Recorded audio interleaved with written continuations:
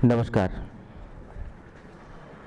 Home communication આયોજિત આદિલ મંસૂરીના જન્મદિન નિમિત્તે એમની સ્મરણ સભામાં આદિલ મંસૂરીના સૌ ચાહકો, ગઝલના સૌ ચાહકો, ભાવકોનું હૃદયપૂર્વક સ્વાગત કરું છું. સાથે સાથે સ્વાગત કરું છું મંચ પર આજે જે આદિલ સાહેબની ગઝલ અને આદિલ સાહેબની ગઝલ જેવી કેફિયત રજૂ કરવાના છે એવા સર્વશ્રી માનનીય ધીરુભાઈ પરીખ સાહેબને વિનંતી કે આપ મંચ પર પધારશો. સાથે સાથે અન્ય મહાનુભાવો જેમના નામ અહીંથી હું જાહેર કરું છું એમને પણ વિનંતી કે આપ પણ મંચ પર પધારો. માનનીય ચીનુ મોદી, ચીનુ કાકા, માનનીય શ્રી જયંત પરમાર, માનનીય શ્રી કવિશ્રી હર્ષ બ્રહ્મભટ્ટ, મકરંદ મૂસળે, અનિલ ચાવડા, મનીષ પાઠક શ્વેત, તાહા મંસૂરી. આ સૌ કવિઓને આદિલ સાહેબની મહેફિલમાં પધારવા માટે સાદર નિમંત્રણ છે. તાળીઓ સાથે આ કવિઓનું અભિવાદન કરીશું.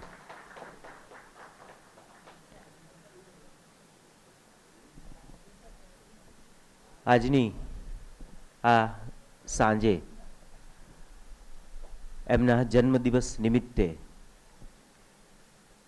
ગઝલ દિન નિમિત્તે આજે આદિલ સાહેબની કેટલીક સ્મૃતિઓની સાથે સાથે આદિલ સાહેબની કેટલીક ગઝલ રજૂ થાય અને સાથે સાથે આ સૌ કવિઓ છે એમની ગઝલ પણ પ્રસ્તુત થાય.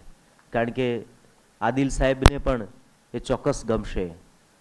આદિલ સાહેબનું થોડા વર્ષો પૂર્વે અહીંયા સોલો કાવ્ય પઠન હતું, છતાં પણ એમણે એવો આગ્રહ રાખેલો કે ઓડિયન્સમાં જે કેટલાક ઉત્તમ કવિઓ છે એમનું પણ એક એક કવિતાનો કાવ્યપાઠ થાય એવી એમની ઈચ્છા હતી.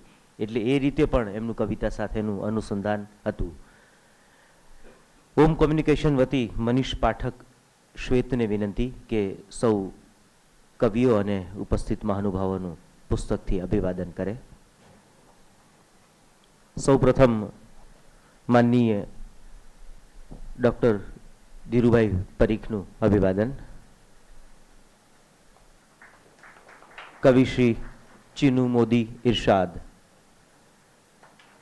કવિશ્રી હર્ષ બ્રહ્મભટ્ટ, કવિશ્રી જયંત પરમાર, કવિશ્રી મકરંદ મૂસળે, કવિશ્રી અનિલ ચાવડા,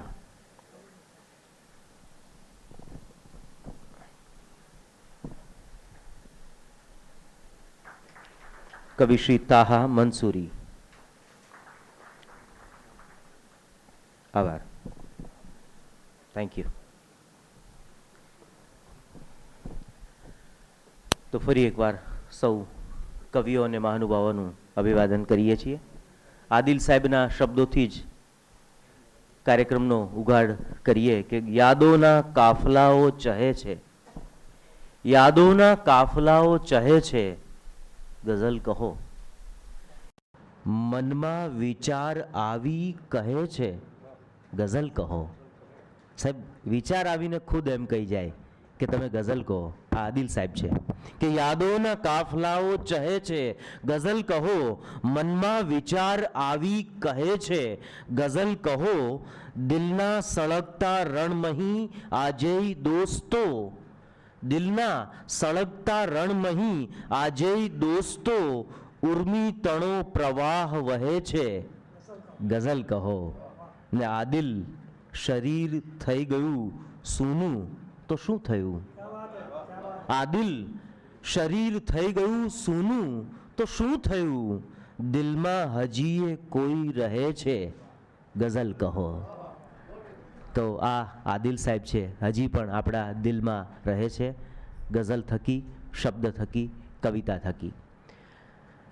1960 પછી ગઝલ, આધુનિક ગઝલનો એક પ્રવાહ આવ્યો અને એમાં એક નામ ખૂબ તેજ તારકની જેમ ટમટમતું ઉભરી આવ્યું, એટલે આદિલ સાહેબ. અને આ આદિલ સાહેબના કેટલા રૂપરંગ છે એના વિશે આ માત્ર સભામાં જ નહીં પણ ગુજરાતમાં કોઈ પણ વ્યક્તિ ઓથેન્ટિક રીતે વાત કરી શકે એમ હોય તો એક અને માત્ર એક એ ચીનુ મોદી. ચીનુ મોદી અને આદિલ સાહેબે એક સિક્કાની બે બાજુ છે. એવું કહેવાય છે કે એક માની પેટે નહીં જણેલા બે ભાઈઓ છે. એટલી બધી વાતો, એટલી બધી સર્જનની ઘટનાઓ, એટલી બધી ગુફ્તગુ ચીનુ કાકા પાસે સંગ્રહાયેલી છે. પણ ચીનુ કાકા એ આદિલ સાહેબ વિશે કંઈ વાત કરે એ પહેલાં આદિલ સાહેબનો એક અદ્ભુત શેર રજૂ કરીને ચીનુ કાકાને વિનંતી કરીશ કે આદિલ સાહેબના સ્મરણ અને આદિલ સાહેબની કેફિયત વિશેની વાત કરશે. કે દેખાવની દિવાલ ચણે તેથી શું, ખુદને કોઈ વિદ્વાન ગણે તેથી શું, એનાથી કશો ફેર નથી પડવાનો, કો મૂર્ખ બનારસમાં ભણે તેથી શું. પણ હવે બનારસમાં ચૂંટાય એ આખો જુદો માહોલ છે અને પણ એ આખા જુદા સંદર્ભો છે. તેથી શું બરાબર છે. પણ ચીનુ કાકાની એમની પ્રવાહિતા અથવા તો એમની વાત કરવાની છટા એક પ્રકારની લાફ્ટર વેઇનમાં ચાલે છે, પણ એની સાથે ચોક્કસ અર્થો હોય છે. તો સૌની તાળીઓ વચ્ચે માનનીય કવિશ્રી ચીનુ મોદીને વિનંતી કે આપ કેફિયત પ્રસ્તુત કરો.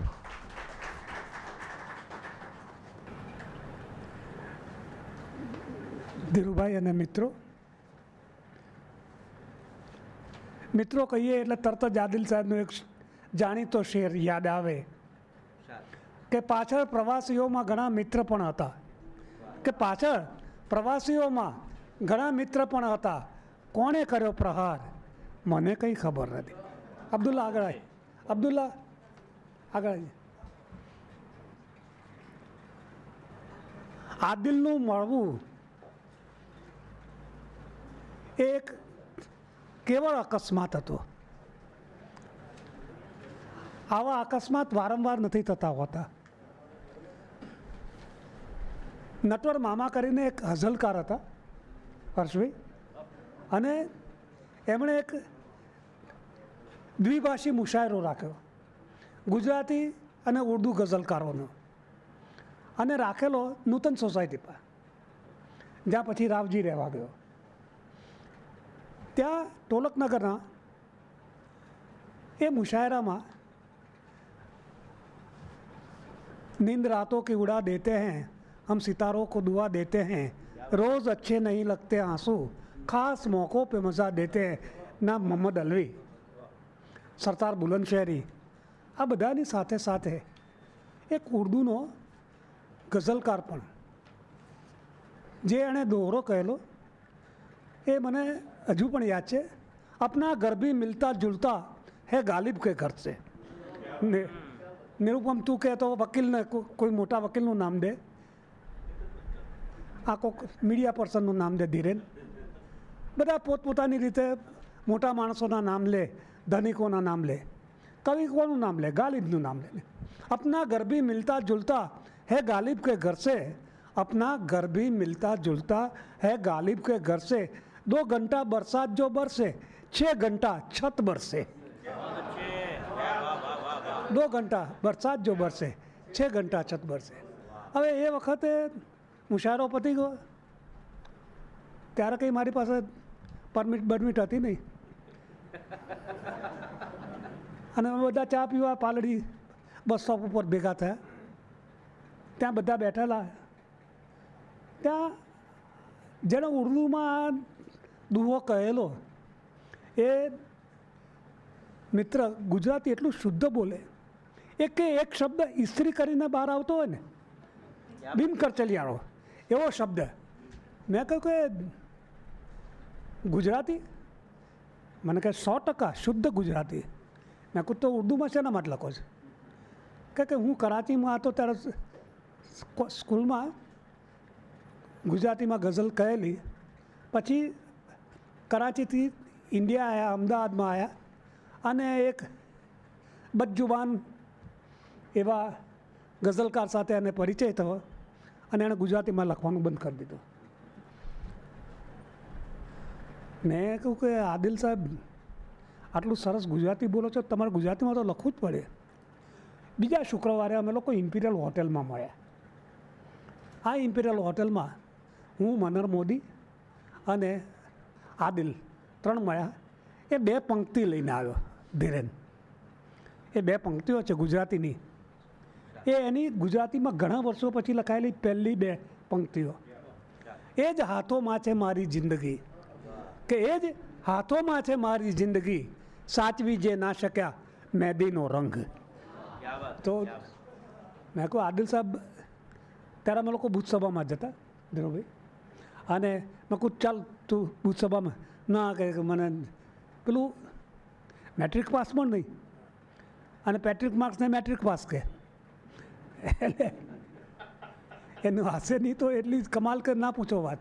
એટલે મને ના, હું નહીં, હું આ 2 પંક્તિઓ લઈ અને બચુભાઈને આપી. બચુભાઈએ બહુ જ પ્રેમથી બીજા જ અંકમાં છાપી. આવું કરે નહીં, નહીં તો બચુભાઈની તો ટેવ એવી કે કેરીને જેમ પાકવા નાખે ને એમ કવિતાને પાકવા નાખે. આપણે પૂછે કે પેલી કવિતા, હા કે પાકવા નાખી છે એમ કે. હવે એના બદલે આદિલ સાહેબને તરત છાપ્યા. એટલે પછી આદિલને થયું કે હવાય. હવાય એટલે કેવું હવાય? વાવાઝોડાની માફક હવાય. બચુભાઈની બધી શિસ્તને તોડી ફોડી નાખે એવા 3 કવિઓ આપણને મળ્યા. એક પ્રબોધ પરીખ મુંબઈથી આવે, મણિલાલ દેસાઈ આવે, અને આદિલ સાહેબ તો હોય જ. ત્યાંથી પુસ્તકોને પણ પગ આવે ને કંઈ કેટલું કેટલું બધું થાય. કંઈ પાછળ બેસીને સિગરેટ પીવે, બધા આમ કરે કે આ શું થયું, શું થયું, કંઈક ગંધ આવે છે. તો આદિલ સાહેબ જ હોય. તોફાન એટલે તોફાન એટલે તોફાન, નર્યું તોફાન. ત્યારે જો નામ આપવાનું હોત તો આદિલ તોફાન એમ કે સુનામીના બદલે એવું મોટું નામ. અમે લોકો મળતા રહ્યા, હું, મનહર અને આદિલ. મનહર મોદી ત્યારે સાબરમતી રેલવેમાં કામ કરે. એટલે ગાંધીગ્રામ સ્ટેશન ઉપર દરરોજ સવારમાં 9 વાગે હું એને મૂકવા જાઉં. અને અમે ત્યાં આગળ ભજીયાનો એટલે ખાડાના ભજીયા મળતા, ત્યાં આગળ ઊભા રહીએ અને દાલવડા ખાઈએ. રોજ એને મૂકવા જવાનું. ક્યારેક પ્રિયકાંત મણિયાર પણ આવી જાય, કેટલા બધા લોકો આવે. દર શુક્રવારે આદિલ સાહેબ પણ આવે. આદિલ સાહેબ આવે એટલે કોઈ રીતે પેલાને પટાવે મનહરને, અને એને જવા ના દે ન કરીએ. અમે એનું લાયેલું ટિફિન ખાઈ નાખીએ, પછી ઢોસા ખાવા જઈએ, અને પછી સાયકલો ઉપર બધા 3 જણા તૂટતા આ સ્ત્રી જીવનને, વિશ્વ માનવને, વિશ્વ વિજ્ઞાનને, કંઈ જાતજાતના બાદ મેગેઝિનોમાં પ્રસ્થાનને એ બધે ફરીએ કવિતા આપવા માટે. આ આખો સમયગાળો પૂરો થયો, અને અચાનક જ લાભશંકર સાથે મેળો હતો. બુથ સભામાં લાભશંકર પણ આવે. એકવાર હું બુથ સભામાં જતો હતો, અને જયંત અચાનક જ મને આદિલ સાહેબ રોકે. મને કહે હવે આપણે બુથ સભામાં નથી જતા. મેં કહું એટલે? મને કહે કે આપણે સ્પિરિચ્યુઅલ વોકઆઉટ કર્યો છે. હવે આ સ્પિરિચ્યુઅલ વોકઆઉટ શું હતો એ મને ખબર નથી, આજ સુધી ખબર નથી પડી. પણ મેં કહ્યું આદિલ સાહેબ કહે એ કરવું પડે. એટલે હું સીધો આદિલ સાહેબની સાથે સારંગપુર મુતરડી સામે કાય ચિકિત્સાલયમાં ગયો, જ્યાં આગળ કાવ્ય ચિકિત્સા શરૂ થઈ અને રે મઠની સ્થાપના થઈ. અને ત્યાર પછી તો ગુજરાતી સાહિત્યકારોને તોબા પોકરાવનારા બધા સામટા ભયાનક માણસો એક સાથે ભેગા થઈ ગયા. આખું જૂથ, આવું યંગસ્ટર્સનું જૂથ કોઈ જોયું નથી કે જે એમ કે સંસ્કૃતિમાં નહીં કવિતા મોકલવાની, ક્ષિતિજમાં કવિતા નહીં મોકલવાની, કુમારમાં કવિતા નહીં મોકલવાની. આજે ત્યાં કવિતા છપાય એ માટે લોકો કેટલું બધી તકલીફ વેઠે છે, જ્યારે અમારા બધા કવિઓને આમ ના પાડવામાં આવે. એમાં એક વખત સુભાષ શાહ ક્ષિતિજમાં સુરેશભાઈના ત્યાં જમી આવ્યો, એટલે એના ઉપર કેસ ચાલવામાં આવ્યો.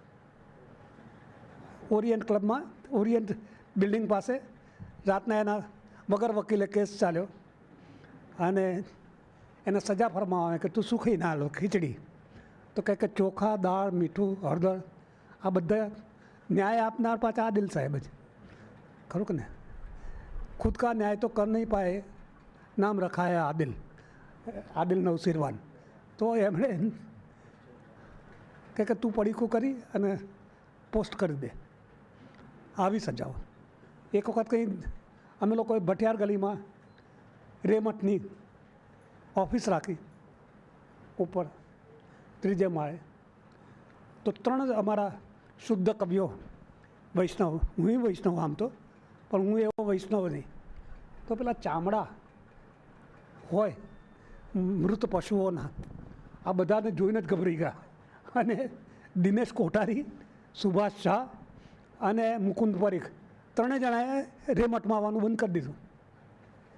આદિલ સાહેબ કે वो तो कैसे चल सकता है. ગુજરાત સમાચારમાં જાહેર ખબર આપી કે આ 3 જણને નામ આપીને રેમટમાંથી છૂટા કરવામાં આવ્યા છે, એમની સાથે કોઈ નાણાકીય વ્યવહાર કરવો નહીં. પેલા દિનેશ કોઠારી લાભશંકરના ત્યાં રડતા રડતા આવ્યા કે આ શું કરો છો, કે અમને બધા કોલેજમાં પૂછે છે કે તમે ક્યાં નાણાંની ઊંચાપત કરી. સખત તોફાન એટલે સખત તોફાન. આવા આદિલ સાહેબ જ્યારે જ્યારે મૂડ આવે ત્યારે કવિતાઓનો આખો પ્રવાહ આવતો હોય, પછી પાછું કંઈક એને શું થાય કે ખબર ના પડે, તબલીગ જમાતમાં જતો રહે. અને કેટલાય દિવસો સુધી દેખાય જ નહીં. સામે મળે તો પણ કહેશો બા બસ મજે મેં, ચલો મેં ચલું, આટલું જ કે. જે રાતના 1 વાગ્યા પછી પણ કહે કે નહીં હવે રૂકાવને ક્યાં જવું છે, દીદીને ક્યાં જવાના છીએ આપણે, આવું કહેનાર બીજે દિવસથી સાવ બદલાઈ ગયેલો હોય. પણ આ આદિલ હતા અને આ જ આદિલ હતા. એ હિન્દુ મુસ્લિમના રાયટ વખતે એને થયું કે અહીંયા હવે ના રહેવાય, મારા સંતાનોની કોઈ સલામતી નથી. અને એમણે એમના શાળાના કારણે અમેરિકા જવાનું નક્કી કર્યું. એ પહેલાં એમના પર પાકિસ્તાન મોકલી આપવાનું નક્કી કરેલું, પણ એ વખતે ભાઈ સ્વામિનાથન કામ લાગી ગયેલા અને એમણે ઇન્દિરાજીને સમજાવીને કહેલું કે આ માણસ તો નદીની રેતમાં રમતું નગર મળે ના મળે લખનાર કવિ છે, અને એમને રોકી રાખેલા. પણ આદિલ સાહેબ ગયા અમેરિકા, ન્યૂ જર્સીમાં ગયા. થોડા દિવસ પછી એમનો કાગળ આવ્યો, એમાં લખે કે મુશાયરા માટે ચક્કર ચલાવું છું. એટલે મને તો કે શરૂઆતમાં તો એને મુશાયરા શું કબાબ વેચવા પડ્યા છે ત્યાં આગળ ન્યૂ જર્સીમાં. એટલે મને તો કે મુશાયરા માટે ચક્કર ચલાવતો હશે, એટલે મુશાયરા કરતો હશે અને પૈસા થોડા થોડા મળતા હશે. એટલામાં મને અને મનોજ ખંડેરિયાને ત્યાંથી નિમંત્રણ મળ્યું અમેરિકા જવાનું. ત્યારે ખબર પડી કે એ ચક્કર અમારા માટે ચલાવતો હતો. એટલે કોઈ ક્યાં મારા કોઈ મિત્રોએ, મારા કોઈ સગાઓએ મને અમેરિકા બોલાવ્યો નથી. 4 વખત, 3 વખત તો એ હાજર હતો ત્યારે, અને 4થી વખત મને $1000 પુરસ્કાર આદિલ મંસૂરી મળે એ રીતે વહીવટ કરીને ગયેલો. ફિલાડેલ્ફિયામાં એક મુશાયરામાં એમણે કહ્યું કે હું, મનહર મોદી અને ચીનુભાઈ એ એક માની કુખે નહીં જન્મેલા 3 ભાઈઓ છીએ. અને ત્યારે મેં કહેલું કે ના આદિલ સાહેબ, આપણે કુંવારીમાં સરસ્વતીની કુખે જન્મેલા સગા 3 ભાઈઓ છીએ. આદિલનું હસવાનું સતત ચાલ્યા કરતું હોય. હું, શોભિત, રોહિત પંડ્યા અને આદિલ સાહેબ રિસેસમાં આવી જાય, નાસ્તો લઈને આવી જાય રોહિત પંડ્યાના ત્યાં નોકરી ઉપરથી, અને પછી જે મારા માટે ચા મૂકે અને પાછા ગઝલ કરતા જાય એની. ખાંડ દેજો ગોતી ગોતીને, કોઈને નહીં ને ચીનું મોદીને, એમ એ પાછા ગઝલ પણ કરે એની. તો જો આદિલ સાહેબ ના આવ્યા હોત અમારી જિંદગીમાં તો આજ સુધી હું, લાભશંકર, આ બધા લાભશંકર મિશ્રોપ જાતિમાં સોનેટો લખતા હોત અને હું શિખરીણીમાં સોનેટ લખતો હોત. અમે આ જે સાહસિક કવિઓ લેખાયા એ સાહસના પાછળ અમે તો માત્ર હું ને લાભશંકર તો એનું મુખ જ હતા, અમારા હાથ પગ તો એ આદિલ સાહેબ જ. તો ગુજરાતી કવિતાને જે ફેર પડ્યો એટલો ફેર પડ્યો ના હોત.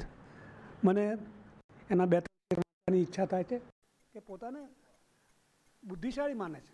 હવે આનાથી બધા તો શું, તો हज करिए त्यार लखे हज का सफ़र है उसमें कोई साथ भी तो हो, हज का सफ़र है इसमें कोई साथ भी तो हो, पर्दा नशी से अपनी मुलाकात भी तो हो. પેલો પડદા નશીન છે એની સાથે મુલાકાત તો થાય. આ એનો ભાવ. અને પૂર્ણ આકાર પામી શકાયો નથી, પૂર્ણ આકાર પામી શકાયો નથી, ચાકડા પર મને કોઈ ભૂલી ગયું. પૂર્ણ આકાર પામી શકાયો નથી, ચાકડા પર મને કોઈ ભૂલી ગયો. એટલી સાવ અણઘડ રહ્યો છું હજી, ચાકડા પર મને કોઈ ભૂલી ગયો. હજુ પણ કવિતાના ચાકડા ઉપર આદિલ સાહેબ વણ ભૂલાયેલા છે. Thank you. આભાર ચીનુ કાકા. આદિલ મંસૂરી વિશે ચીનુ કાકાએ મળે ન મળેમાં એવું લખ્યું છે કે 1963ની આસપાસ હું, મનહર મોદી અને આદિલ સાહેબ અનાગત્તા નામની પ્રકાશન સંસ્થા શરૂ કરે છે. ચેરિટી ઘરથી જ પ્રારંભ કરવી જોઈએ એટલે મનહર મોદીની આકૃતિ, આદિલ સાહેબનો વળાંક અને મારું વાતાયન કાવ્ય પુસ્તિકાઓ પીળા પાના પર છાપવાનો નિર્ણય કર્યો. પોતાનું પ્રકાશન પોતે જ શરૂ કરીએ એવો નિર્ણય કર્યો. અને આગળ ઘણી વાત છે, પણ ચીનુ કાકા એક વાક્ય લખે છે કે અમારા એટલે મનહર મોદીના ને એમના કાવ્ય સંગ્રહો ઠીક ઠીક વોંખાયા, પણ આદિલ સાહેબનો ગઝલ સંગ્રહ વળાંક એ ગુજરાતી ગઝલમાં વળાંક આપનારો સાબિત થયો. તો આ આદિલ સાહેબ છે. ભાષાની તાજગી એના દરેક શેરમાં અનુભવાય. હરવા નથી દેતા અને ફરવા નથી દેતા, હરવા નથી દેતા અને ફરવા નથી દેતા, પડછાયા મને એકલા મરવા નથી દેતા. તો આ આદિલ સાહેબ છે. પણ આ તો ગુજરાતી ભાષાનો રંગ છે, પણ ઉર્દુ ભાષાનો મિજાજ શું છે એના માટે ઉર્દુ ભાષાના સિદ્ધહસ્ત કવિ રાષ્ટ્રીય કક્ષાએ પણ જે પોંખાયા છે, અને ઉર્દુ વિવેચન અને ઉર્દુ ગઝલ માટેનું એક ઓથેન્ટિક નામ એટલે જયંત પરમાર આજે આપણને પ્રાપ્ત થયા છે, એનો આનંદ છે. જયંતભાઈને વિનંતી કરું કે આદિલ સાહેબની ઉર્દુ ગઝલ અને आदिल साहब ना जीवन विषे बात करें।